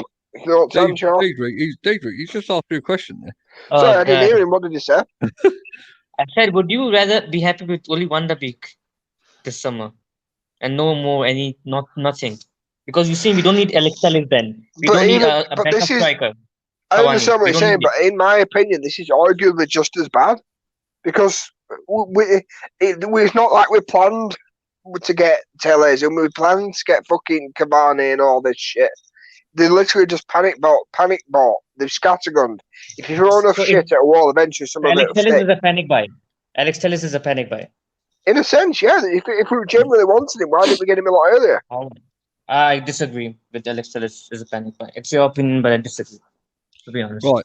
I think as well as George's joke about the train, I think Jay Hart's comment there is one of the comments of the night for me, right?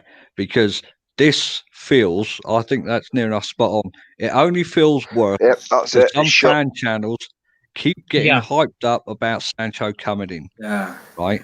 I think when you get these fan channels that are fucking beholden to these people on Twitter and the newspapers, right, that just tell stories to make money, and you get their followers or their sheep or their deluded fans toxic, that won't change their mind because that person says so.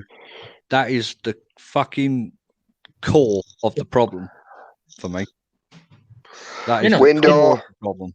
There was a deadline for Sancho, right? There was a deadline for Sancho 10th of August, right?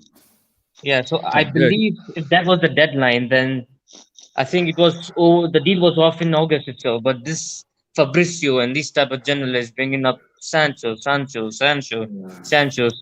much. You didn't hear anything from James Jaffa, right? Who's a reliable journalist. You didn't hear anything by Simon Stone saying, "Oh, Sancho's agreed." Apart from in September, he said it, but he didn't say anything in August, right?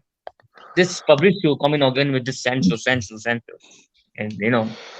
hyping the thing, like, this fan channels that United fan and Coldbridge coming up with this thing, So it's right. It is what it is, yeah. So the window is officially closed. That's it. Yep. It's done. Van der Beek, Cavani, Telles. We're going to fucking chase Sai now for the next 2 weeks, then pay them what they want. Carly says, core problem is Woodward. Yeah, I meant as a media aspect, George. United Alex says, please tell me Cavani didn't get 7. He did. Unfortunately. Chris we're says, going to play him at right wing.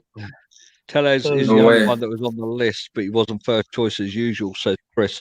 Right, let's don't hold back now, boys. All right, because I want brutal honesty now, right? Yeah. Because now it's shut.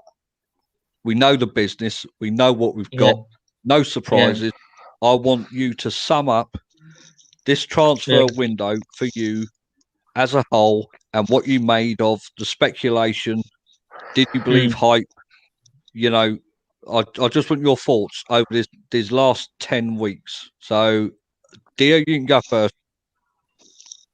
Yeah, I think the expectation we had for transfers, especially with Sancho, it was just centered on Sancho itself. Every day, week in week out, we are hearing this. So it became toxic. Like everyone was frustrated with this, but the actual situation with Man United. Like we played against Sevilla, we played Europa. We saw the situation what we needed. We really needed a centre back. We needed a left back. I think we needed a winger forward and a striker as well. But in terms of there are positivity in it, but it talks. The problem is that it has been we have mixed up situation with Ed Woodward, with the owners, with Ole, all this situation. But for me, the transfer, like you said, we have a youth player coming in. We can sort out certain situation, like but it will be very hard this season. Like we have top team like Everton, like which is growing. So it was more easy for us to be in the top four last season than this season. This season it will be very tough for us, I believe, because we got Champions League football. Even in the group stage, it will be very hard. But the signing we got is, I think, all they need to see with strategy, like I said, in terms of the lineup and so on, about the tactics. If we could have, because Van der Beek, I don't think he came. I don't. Do you think Van der Beek was a panic buying? I don't think he was a panic buying. I think Van der Beek was brought to integrate the system to play under, because Van der Beek used to play for Ajax. He was a regular. I think only have to solve this out. Yes, you have to solve this out.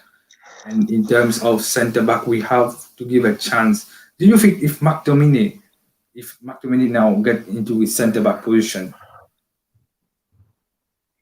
what's Like, if he happening? goes in the centre back position, it's No. I don't know what they would think of next. I don't know, but maybe Ted and Mengi now we have to give a chance to these guys to play, and I think it is a very difficult job for Ole. But for me, I think with the players which we have to be to rise to the level to be. But it will be very difficult to be in the top four. I think. Yeah. To be honest. Okay, fair enough. Diedrich, mate, let's go. Sum it up for me. Well, I think it's pretty obvious Mark Goldbridge isn't renting out Old Trafford so he can sit everyone down, is he, anymore? About the whole Sancho deal. Let's not forget that. But I just think this... It's just been awful. There's no way to sugarcoat it. There's no way to remain positive. This window has been fucking shit. Come on. The pancake, it has. There's no way to fucking. I appreciate what you're doing. You're trying to put a positive spin on it, and trust me, I do appreciate that. But I just can't see the light at the end of the tunnel when you get in Cavani, somebody that nobody else wanted. Nobody else wanted him. Otherwise, why?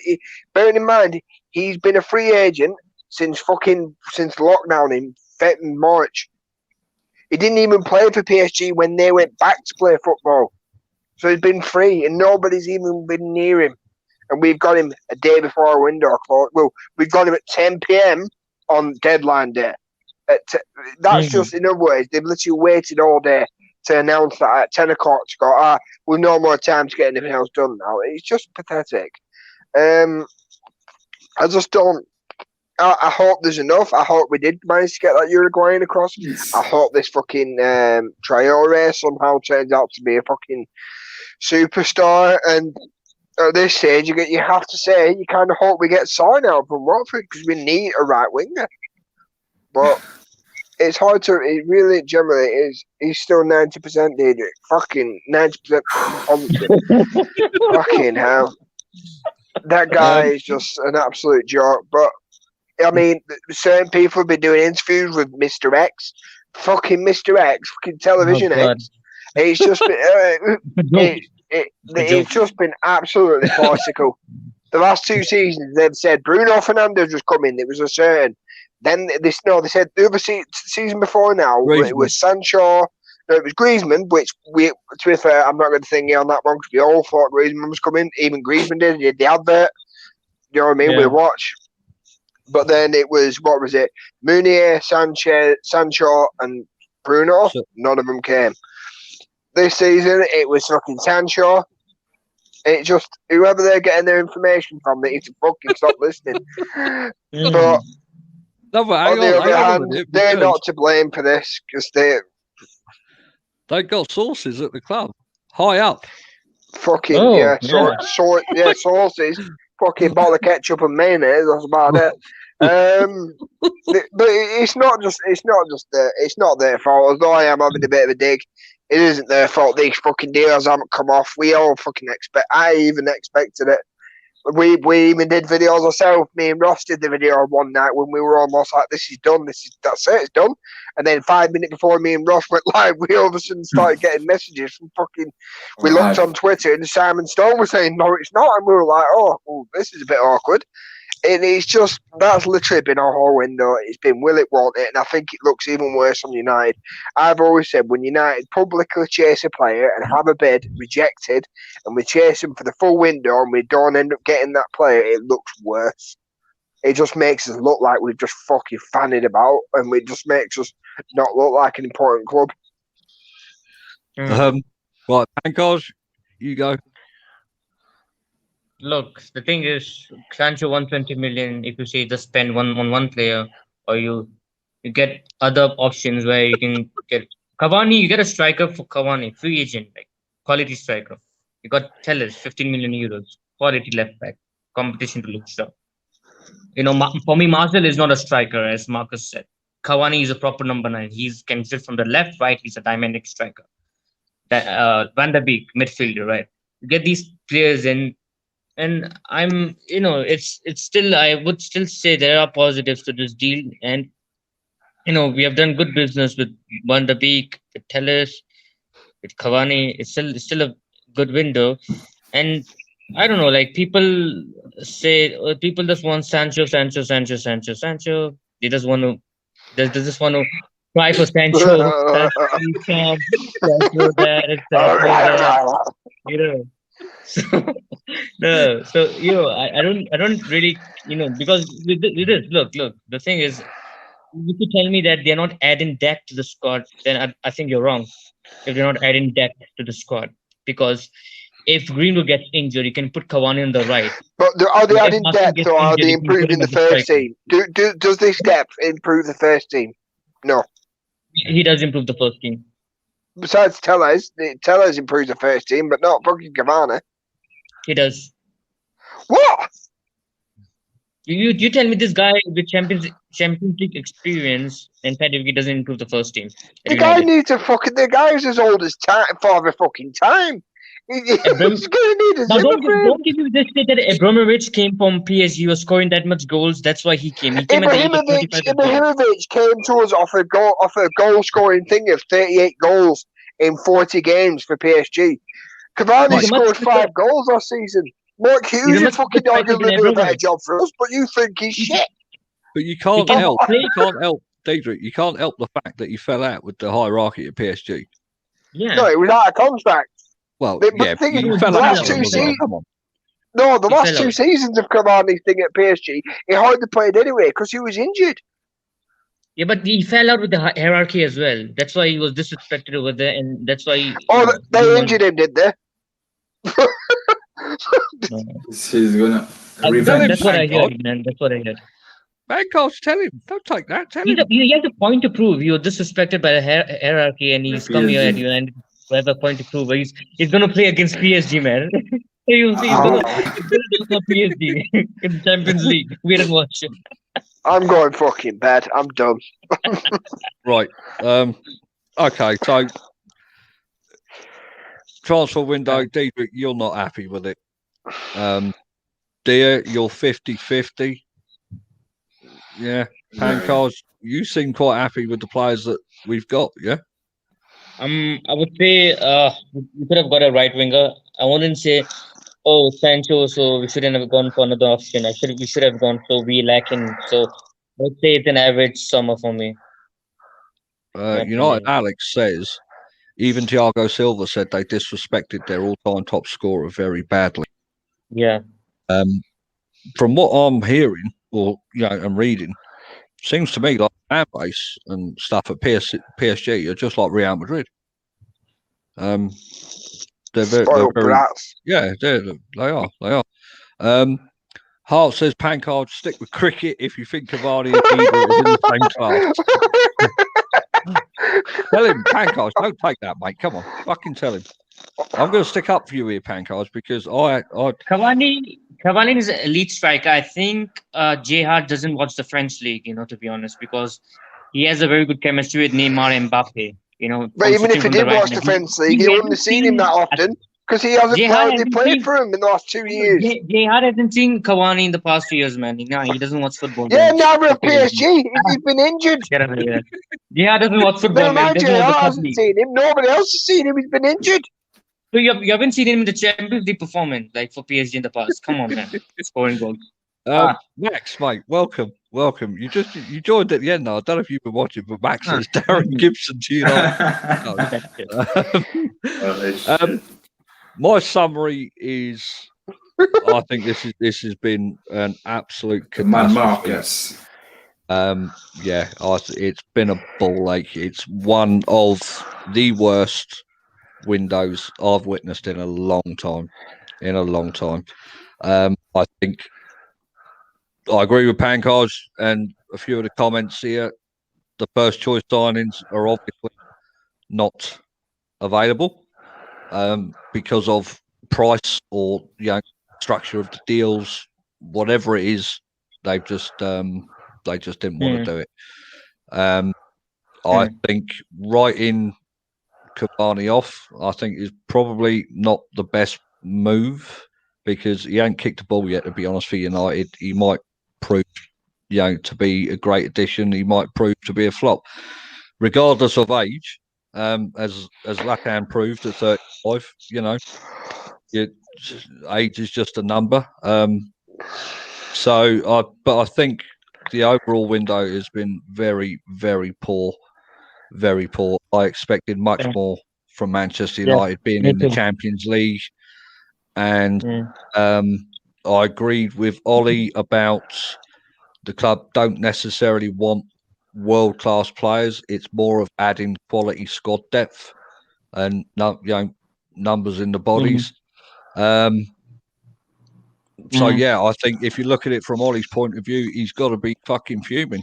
I think he has, because I think those three bodies and the one coming in January still aren't enough. I mean, plenty of people have in the comments, George especially, has mentioned, I think 6-7 players you still need. Yeah. I just don't see it. I can't see. I can't put a major positive spin on it. I just think that our club is run and is so inept. I mean, Ed Woodward. I mean, I have more faith in the homeless guy in the tramp sat outside fucking Tesco who reeks of piss and picks up fag dogs and fucking screams at cats than I do about fucking Ed Woodward. Honestly.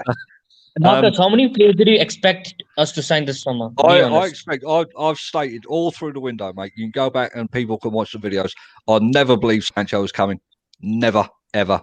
When that loan got took out, that was nail in the coffin for me, because £108 million on one player is not business sense, especially when Ollie said he needed the bodies, he needed the squad depth. It made no sense to me from a business financial point of view. No matter how many shirts he sold, no matter what he brought to the table, it didn't have an Ed Woodward deal on it. I never believed it at all. I expected 3 players to come in, 3 players under the radar that we weren't linked to. I don't want to say I told you so, but I want to say I was right on 2 of those 3 signings, because Reguilon was first choice for left back. We've come in with Telles. Up yours and all. We never should have got Van der Beek, because he was going to Madrid, if not for the coronavirus. So he wasn't a first choice. And Cavani, I expected a striker as priority over a right winger, because the Igalo situation in January. And I just thought it was too short of a window from the beginning of October to Christmas. It was too short. That would have been major panic stations come January 1st. So for me, I think 2/3 of it I've got right. I don't agree with it at all. Like I said earlier in the show, I expected a 25 to 28-year-old striker coming. 3 major signings. You know what? I'm going to add a 4th as well to the party where I said I think we didn't go in for as well, which was stupid. Partey, Bale, Depay, and I think Timo Werner. And also Traore, Adama.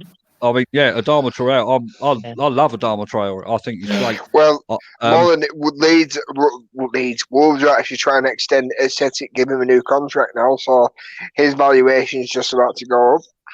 I never expected Van der Beek to come, and I'm a big lover of Grealish.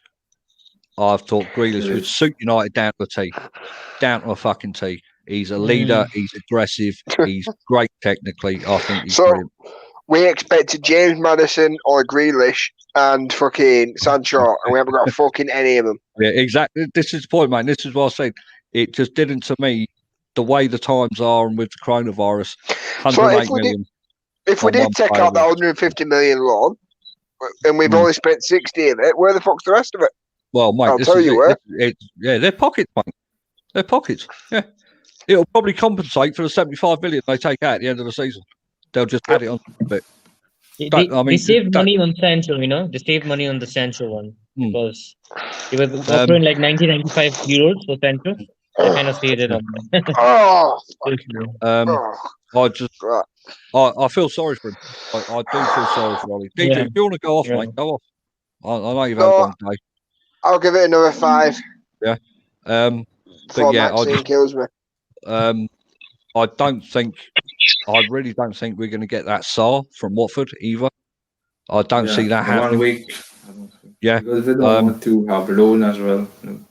I just don't think United will pay the money, mate. If you take into account, if you look at the figures, 40 million Van der Beek, you got 15 million rising to 18 million for Telles, and then you take away the Smalling money as well off of that. You're talking literally about £30 million net spend at the minute until the season when the Pereira thing kicks in after the loan deal, if they take him and stuff like that.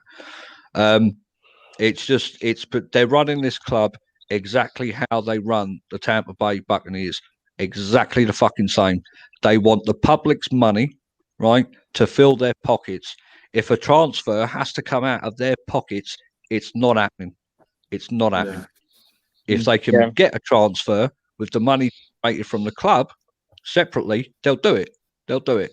And obviously, with them losing $1 million or 1.5 million, whatever it is, because the fans aren't in the ground at the minute, I didn't see anything big coming this summer. I really didn't. I thought bargain basement, they'll look for deals. I never imagined they'd make 3 signings, 2 of them on deadline day, I might add as well, because that's not George Carl, isn't Rodden available from Swansea? Yeah, but he's about to go to Tottenham.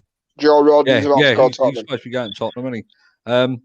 And when you think, United, Alex says here, Thiago, Bellingham, Jay Hart, run like an NFL club.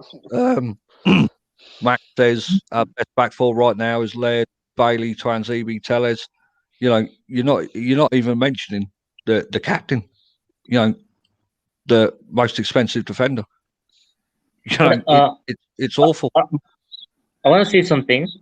Not every club gets the first target, to be honest, because Man City wanted. Look, Man City wanted. You're upset him again. Fact. Man City I understand what you're saying, Pankaj, but we're Manchester United, for fuck's sake. We should be getting our number 1 targets. The thing is, we're not Bournemouth, we're not fucking Newcastle. We should be like, we shouldn't be going, well, if we can't get option A, let's get option B, C, D, E. We should be like, right, we're Manchester United, we need this fucking player, that player, this player. That should be the end of the conversation. We are Manchester United, but we are operated by the Glazers, and you should have expected that. We are expected to get the full prices. I must say as well, I just want to add as well, since Sir Alex Ferguson has retired, the transfer windows, the way we've done business has been a complete mess.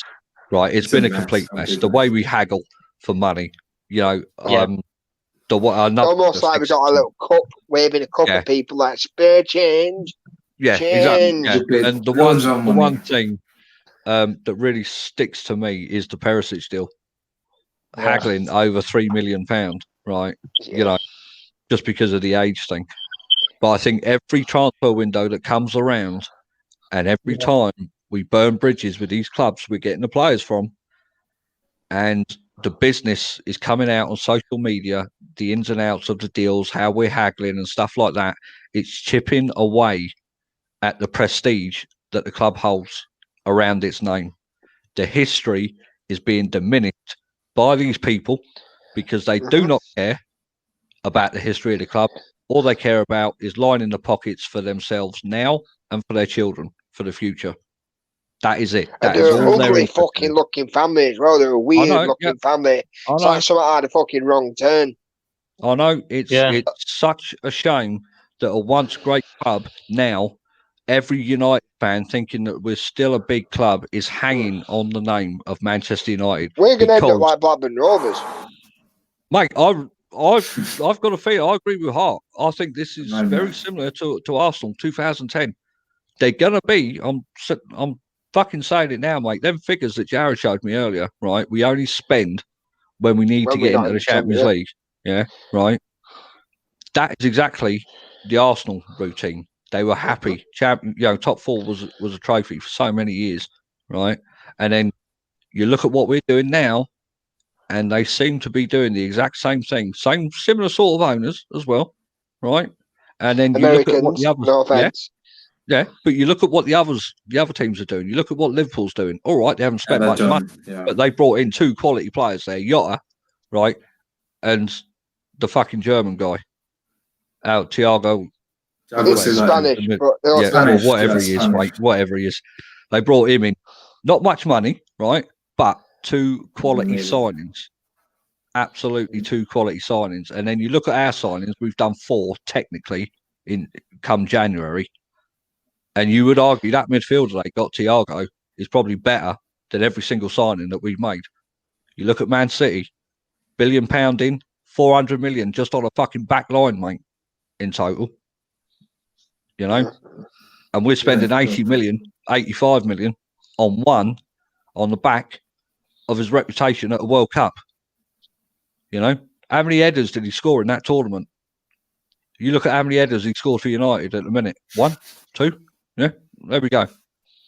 You know, it says it all. Big players, big reputations.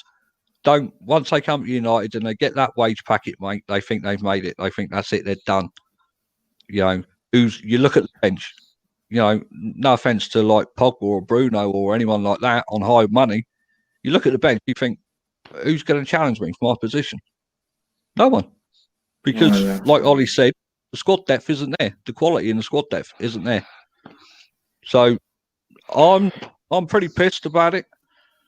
I'm not going to jump on the bandwagons of Glazers out and all that crap because it don't work. It don't work at all. You can have it trending. You can stop your subscriptions, blah, blah, blah, everything else. But I think this transfer window is just shown you can do all that and they'll still take money out. No matter how. Yeah, it's pocket change, mate. Stopping subscriptions and stuff like that. If people do that, you know, it's entirely up to you lot. It's what people want to do. They feel is right.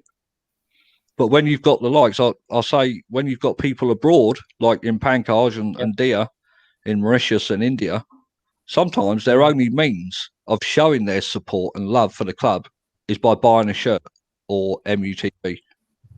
And it would cut them off. It would just cut them off from the club. So, you know, you got to think about it both ways. But the wants of the many outweigh the needs of the few. Well, that's it. Or the one. All right. You remember that, Spock? Me. No. The needs of the many. I can't do it with my left hand because my fingers. I can do it both. No, how can I do it with you right? Fed like a deal. You done it. How can't you do it? No. Right. Let's take a couple of comments then before we pack in. George Carl says we need to tell John Wick the Glazers have kidnapped his dog. Matt says I would only keep Laird Mengi by short term and Tellez, the rest of them can go. The last 2 years of Sir Alex wasn't that great either. It's been a shit since Glazer appointed Woody Woodpecker the account Glazers came. CEO. The Woodward came in after Moyes' first season. Yeah. Chris Gill and Ferguson retired at the same time. Yeah, after Ferguson retirement. Chris says, Marcus, we've all got to take responsibility as individuals and make sacrifices. I haven't gone to a match or bought a jersey for over 5 years now. Mate, Chris, I totally get it. I haven't bought. It's a drop in the ocean. I haven't bought an official shirt, mate, since the Chevrolet one, the first Chevrolet one, red one. Right, that was the last official shirt I bought, proper shirt. That right. The last training shirt I bought was the pink one. Right. And I've never ever I stopped buying the shirt, I stopped buying the merchandise, I cancelled MUTV. The only thing I do is follow them on Twitter. I've never paid them a penny since then. I'm not cancelling. I do buy the Man United shirts. I bought my son one as well. Yeah. I buy them at Newcastle. I just want to annoy Georges. It's no good. It's no good just getting, say, the odd couple of hundred people do it. You've got to get, in order to make a difference, you have to get fucking millions. Marcus, I've done the same thing because I haven't bought a jersey since 2007. The last jersey was the EIG one, right? Yeah. And I haven't subscribed to MUTV as well. I think only once I have done, and then I unsubscribed. So I've not done anything So I had to basically, just maybe stream the game or on my laptop or phone. I would just watch it for free, the game. Whoa, we don't condone piracy. But in all seriousness, I don't really like Marcus said, there's no use of going trending on this. It's not going to work. Well, it's not going to work. St. Mark brings up a good point. He says, I like to get my shirts from the Turkish black market. Support local. Max says go to Cheetham Hill near Manchester. You get the shirts at half the price. Max says on MUTV you can't criticise the owners. Deidre, you brought that up the other night, didn't you, about the Paddy Crowden thing?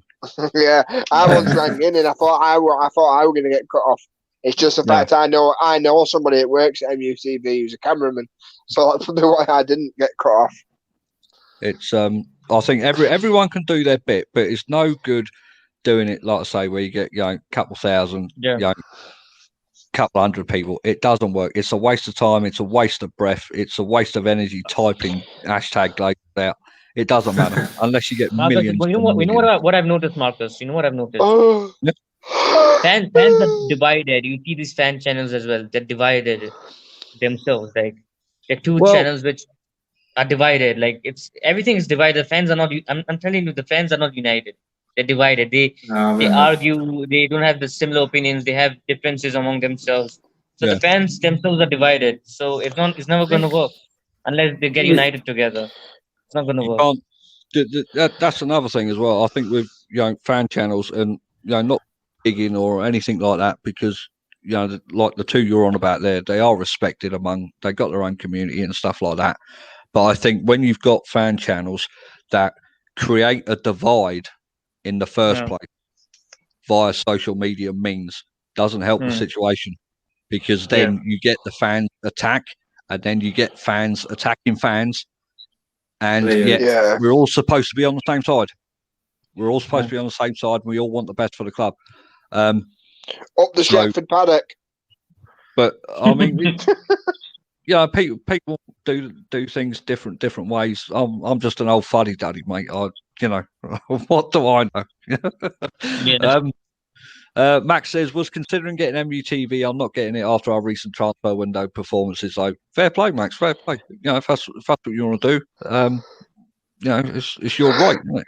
George says the problem is that people's attitude are that if someone else can do it, they should. To be fair, people will always be divided. Max said I could name over 10 players who are not good enough. Max, mate, I reckon you could make the first team 11 players that shouldn't be there, to be honest. I really think you could. Right, we've nearly done, I can't believe it, 2 hours. 2 hours. 2 hours. We've only got 22 hours to go until we're finished. 24-hour fucking deadline day charity live stream. Oh, mate. Well, I'm going to go and watch Mark now, because Mark's going to stream Outlast. So, when are you actually going to fucking stream again? mate, I'm a busy man. I keep telling No, you this. no, I'm you're a not. busy You've man. literally just said I you're going to phoned watch you somebody earlier. else. Some of us don't have the pleasure of napping during the day, right? I've done fucking 2 videos by this point. So, some of us don't have the pleasure of You did sleeping the video, at 5 in the evening. All right. Martin says Goldbridge is still in the 90%. Well, I mean, wait a minute. You know, Fucking man. anything to help the money cycle go round. You know. Also, this video is sponsored by Boohoo. No, you know what? I want to get a sponsor. I know it sounds stupid. I want to try and fucking hit up Roundtrees, mate, for sponsors because I'm addicted to them watermelon lollies. I can't I'm dieting at the minute, but I like them. Randoms, packets of randoms. Yeah. But, they're fucking unreal. The juicy ones. Oh. Yeah. But You should tell like I everyone to said, get you some it's nearly Christmas. It's nearly Christmas or nearly Diwali, and Die Hard's a Christmas film. Jay Hart says depends on which channels. Some are profiting from all this crap. Yeah. Mark said he's too late to stream tonight and he's knackered. Bullshit. I'll wake you up, mate. I'll wake you up. Don't worry. No, you stream. I can't wait at the minute. I've done 3 fucking streams today. You need to do 1. We'll see. We'll see. All right. He's going to stream on Twitch. Shut up. Thanks for joining, boys. I know it's late for you two, especially. So fantastic. Thanks for coming on, mate. Diedrich. Cheers, mate. Livening it up as usual. Good job. All right, with your comments. Chris says Evera's on Sky making a big impact. Martin says D go live. Thanks for everyone who's joined in the comments tonight. Absolutely fantastic. Great to catch the last hour and a half with everyone. Talk about it and everything else. All right. So I hope you enjoyed it. Hope you liked the video. Hope you subscribe to the channel. Share, like, Because it's just fun and we have a laugh. All right. That's what it's all about. All right. So speak to you soon. Bye. Cheers. Cheers.